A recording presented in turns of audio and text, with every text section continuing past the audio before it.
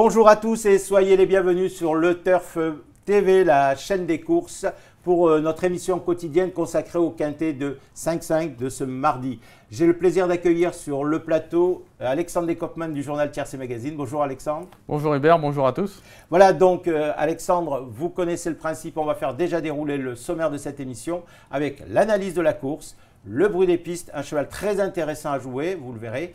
Le pronostic donc d'Alexandre Dekopman et bien entendu son ticket tout fait au 5-5 sur leturf.fr. Quintet Plus donc Alexandre, Quintet Plus 5-5 mardi à Lyon-Paris, c'est dans le prix du Petit Niçois, 2850 mètres à parcourir, 18 partants au départ. On va entrer tout de suite dans le vif du sujet avec le pronostic d'Alexandre qui a placé en tête le numéro 7, Lost Photo. Une tentative sur ce parcours, une victoire. Oui, alors Lost Photo, il faut savoir qu'il a rejoint les box de Charles-Antoine Marie au mois de mars. C'est un cheval un peu compliqué. Pour ses débuts sous son nouvel entraînement, il s'est montré fautif à Saint-Malo. Cependant, derrière, je l'ai vu très bien travailler, laissant pas mal de regrets. Cette fois, il aura l'avantage d'être déféré des 4 pieds.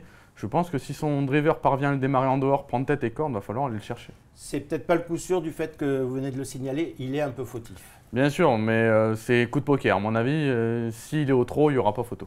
Il n'y aura pas photo, donc sans jeu de mots. Et on passe tout de suite, Alexandre, si vous le permettez, au bruit des pistes. Donc ce bruit des pistes, c'est le numéro 15, Ramsès Descharmes. Son entraîneur, Laurent Simon, nous a confié que son cheval, en dernier lieu, a paniqué lorsque Mathieu Abrivard lui a débouché les oreilles. C'était à Saint-Galmier. Et il en attend ici une totale réhabilitation. D'ailleurs, Alexandre, vous l'avez placé immédiatement après votre favori, ce numéro 15, Ramsès Descharmes, qui sera piloté par Mathieu Abrivard. Et Mathieu, vous l'avez eu en direct au téléphone pour Tiercé Magazine. J'ai fait comme Mathieu. Mathieu s'est placé en deuxième position de sa sélection.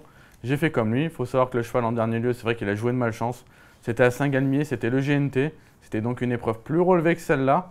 Il y a un petit bémol, c'est qu'il retrouve la corne à gauche. Maintenant, je l'ai vu gagner moi à Laval en apprenti. Je ne pense pas que ça va le perturber. Il faut savoir que son entourage, ils ont préféré cette épreuve à l'épreuve du GNT à Toulouse également. Pour moi, c'est vraiment la meilleure chance du deuxième poteau. Après, il faut voir s'il peut revenir pour gagner, mais je pense qu'il ne va pas taper loin. Ce sera d'ailleurs le favori, je pense, de cette épreuve. Ensuite, vous avez placé le numéro 1, Sol Invictus, un cheval qui nous vient tout droit de la Côte d'Azur, Stéphane Guelpa. Ben, lui aussi, c'est pareil, une course, une victoire sur ce parcours. Apparemment, il a de très très bonnes garanties à nous offrir. Bah, c'est vrai, Sol Invictus, c'est un cheval qu'on connaît bien. On peut regarder à Marseille Vivo, quand même, il battait un cheval comme Saphir de Fille. Saphir de Fille, on l'a vu se promener dans un quintet à Cordemais il n'y a pas longtemps. Le dernier coup, c'est vrai qu'à Marseille-Borelli, il courait un peu en demi-teinte quand même, il rendait 25 mètres. Maintenant, on le sait, Alexandre, je crois que c'est un véritable rouleau compresseur. Il aime bien aller devant. Voilà, je pense que c'est préférable pour lui de courir des catégories plus relevées et de partir en tête que de courir des catégories plus faciles où il doit rendre la distance. Ensuite, vous avez placé le numéro 10.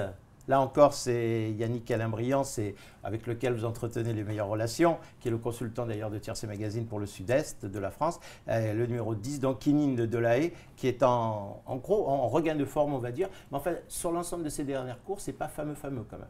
Ben, c'est vrai que si on regarde sa musique du début d'année, quand même, la jument restait quand même sur des contre-performances. Maintenant, Mort de Bretagne m'a vraiment impressionné. Elle était dernière entre les lignes droites.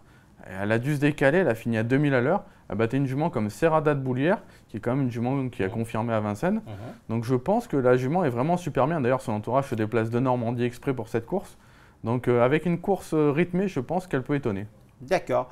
Peut-être barrée quand même pour la victoire, plutôt une place, ou vous pensez même qu'elle peut gagner? Non, pour la victoire, elle est barrée, c'est sûr, mais je pense qu'elle peut être 3-4e à une cote intéressante. On continue avec votre pronostic. Le numéro 3, Quel du Dijon. C'est le deuxième atout de Stéphane Guelpa dans cette course, puisqu'il présente aussi Sol Invictus, avec une préférence pour Sol Invictus. Et cette Quel du Dijon, elle aussi revient bien, mais ce n'est pas une gagneuse. Non, c'est sûr, mais la jument déférée des 4 pieds, elle est vraiment transcendée ainsi. Moi, j'ai vu courir le dernier coup à Borelli.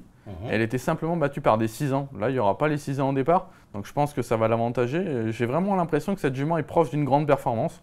Donc, je ne pense pas là pour gagner, mais à suivre en tout cas dans les prochaines semaines, sûr, elle va gagner. Lokno Sulky. En plus, ouais, le changement de drive, ça peut l'aider aussi. On passe ensuite au numéro 9, Réa de Viette, c'est Hanch.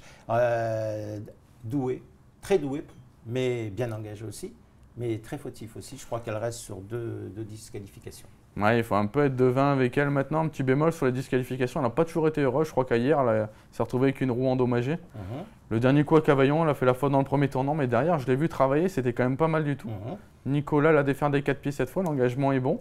Je ne serais pas surpris qu'elle vienne brouiller les cartes. Peut-être même titiller le vainqueur? Non, titiller le vainqueur, je pense pas, parce qu'au niveau des chronos, je la trouve un peu en dessous. Mais Nicolas, je suis très confiant, donc attention. Et oui, on sait qu'il a des mains d'or dans tout le sud-est de la France. C'est un homme avec lequel il faut toujours compter. Ensuite, Alexandre, bien, vous avez créé une petite surprise, on va dire, avec 2 petits coups de poker. Là, le numéro 16, Rionero, ce n'est pas le cheval de tout le monde, 9e favori de la presse. Ses dernières paires pas terribles. Qu'est-ce que vous lui avez trouvé? Bah, en fait, ce cheval-là, il a eu des combats durs à Vincennes, donc je pense que sur la grande piste, il vaut 2 œufs durs maintenant. C'est clair. Par contre, dès qu'il en sort, le cheval reprend un moral d'enfer. En province, il fait des survaleurs, il arrive dans sa période de forme. Alain Laurent, quand il se déplace dans le centre de la France, il est souvent redoutable. Donc j'ai l'impression qu'il va vite démarrer, pouvoir se placer. Et s'il y a une éventuelle défaillance, je suis sûr qu'il peut venir prendre une 4-5e place. C'est un peu votre botte secrète, il va y avoir peut-être 30 contre 1. Ouais, je pense, il faut vraiment le reprendre. Alain Laurent d'ailleurs disait que le cheval retrouvait son meilleur niveau. Et un peu dans le même profil, le numéro 18, enfin le même profil, au niveau peut-être de la cote, c'est le numéro 18 qui aurait d'ailleurs pu faire notre stat du jour de Stato, puisque 70% de réussite sur ce parcours, 10 participations, 7 fois à l'arrivée. Il a été gardé pour cette course. C'est peut-être pas mal ça, c'est peut-être un bon coup à jouer. Bah, c'est un vieux tonton, hein. Lui, il sait lire et écrire. Maintenant, il se donne toujours à fond. C'est vrai que comme vous l'avez dit Hubert, vraiment Lyon-Paris, c'est un peu son jardin. D'ailleurs, on l'a vu très bien courir dans un quintet remporté par Sirocco Gibassé il n'y a pas très longtemps de ça. Donc sur cette perf-là, je pense que le cheval mérite crédit. Après, rendre la distance dans cette épreuve, ça ne va pas forcément être une sinécure.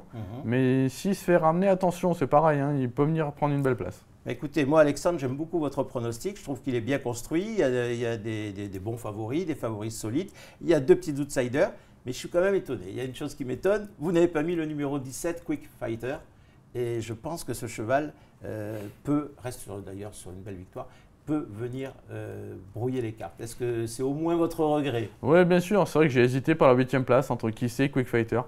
Quick Fighter, il faut savoir que c'est vrai qu'en Suisse, il truste un peu les bonnes performances. Mais j'ai vu sa dernière victoire, quand même, le cheval s'est repris à la fin.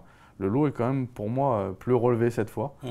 Pour moi, en France, il n'a plus trop de marge par rapport à la Suisse où il peut se permettre de faire des efforts, tout ça. Là, il faut un peu courir le rail, à mon avis, pour faire l'arrivée maintenant, pour être 5e, pourquoi pas. Pourquoi pas. Bien écoutez, Alexandre, je crois que vous avez tout dit pratiquement sur ce quintet. Le moment est venu de passer au récapitulatif de votre pronostic. Alors, donc le 7, Lost Photo, le 15, Ramsès des Charmes, l'As, Sol Invictus, le 10, Kinin de Lace, le 3, Cal du Dijon, le 9, Réa de Viette, le 16, Rionero et enfin le 18, Kissé. Et votre regret, donc, le 17 Quick Fighter. Voilà. Et pour le ticket de jeu d'Alexandre au 5-5 sur le turf.fr, il vous conseille donc de prendre 2 chevaux de base. Le numéro 7 et le numéro 15. Que vous associerez à 8 autres concurrents. Donc les chevaux du pronostic, l'As, le 10, le 3, le 9, le 16, le 18, mon regret Quick Fighter et enfin un petit outsider, le 4 F permis. Voilà, donc ce jeu sur le turf.fr au 5-5 coûte en flexi 50%, 28 €. Mais vous savez que sur le turf.fr, vous avez la possibilité de faire des paris au 10e. Donc si vous faites le jeu d'Alexandre dans sa intégralité sur le turf.fr au 5-5 sur la base de 10%, il vous en coûtera 5,60 €. Ça vaut le coup, je crois. Bah oui, non, c'est intéressant. Je pense qu'il faut quand même un peu élargir les jeux. Bon, là, ce photo sera un peu tout ou rien, mais je suis sûr que ça, j'y vais gagner. Ça, j'y vais gagner. Ce sera le mot de la fin. Merci Alexandre de m'avoir accompagné. Merci de nous avoir écoutés. On vous souhaite bon jeu à tous. Merci. Au revoir. Au revoir.